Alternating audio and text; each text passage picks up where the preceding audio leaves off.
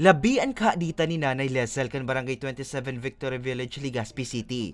Para sa iyang 15 anyos na aki na sarong simana ng pigpapasakitan kang helang na dengue. Istorya niya, tulos niyang pigdara sa ospitalan sa iyang aki, huli sa pabalik-balik kay ining kalintura, pagkalula, asin pagkulog nin tulak.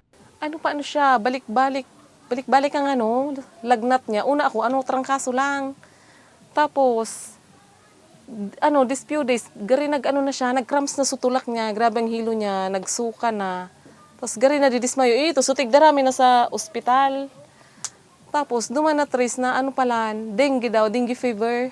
Basado man subot sa rekomendasyon kan ospital, daiman kaipuan ka sa iyang aki na makonfine. Hulit ta mild case naman ang kamugtakan kaini, kaya sarong na sana nagpaparahay ang sa iyang aki.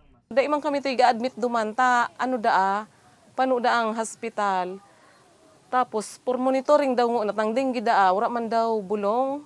Kaipuhan lang daw pakusugo ng resistensya. Kaya yung kami digdi, nagbabalik-balik lang kami duman everyday.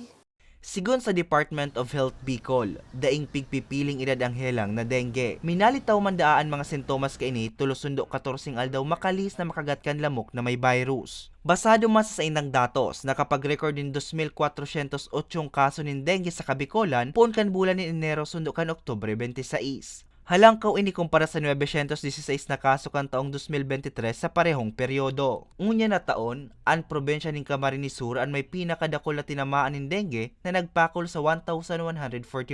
Sinundan ini kang Camarines Norte na may 460 na kaso. Sunod ang Catanduanes na may 361 na dengue cases, 211 sa Sorsogon, 160 sa Albay, 111 sa Masbate. Mas dakol man ang binawian nin buhay ngunya na taon dahil sa dengue kumpara ka nakaaging taon. 5 sa Camarines Sur, 3 sa Sorsogon, 2 sa Catanduanes, asin 0 sa Albay. Sigon sa Departamento de Salud, tira sa mga sintomas ng dengue ang kulog nin payo, muscle, bone or joint pain, pagkalula, pagsusuka, pagkulog kan likodan na porsyon kan mata, asin rashes. Ngani maibitaran ang naunang bita na helang. Importante ang pagmantin rin malinig na kapalibotan, paggamit ng light-colored na mga gubing, pagsulot ng long sleeves, asin pantalon tuyong aldaw. Pagkaag nin insect repellent. Kung nakakamati man nin mga sintomas, tulos na magpakonsulta sa doktor para sa tamang medikasyon, asin ang pagkondisyon nin fogging sa mga apektadong lugar. Para sa mga baretang tatak Bicol, Hercules Barbacena.